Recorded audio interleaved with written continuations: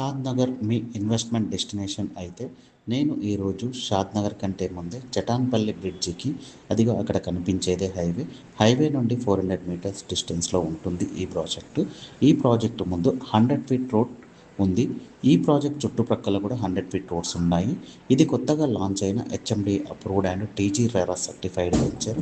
ఈ ప్రాజెక్ట్‌ని శుభ అవని డెవలపర్స్ వాళ్ళు ప్రజెంట్ చేస్తున్నారు. దీని పేరు బృందావనం.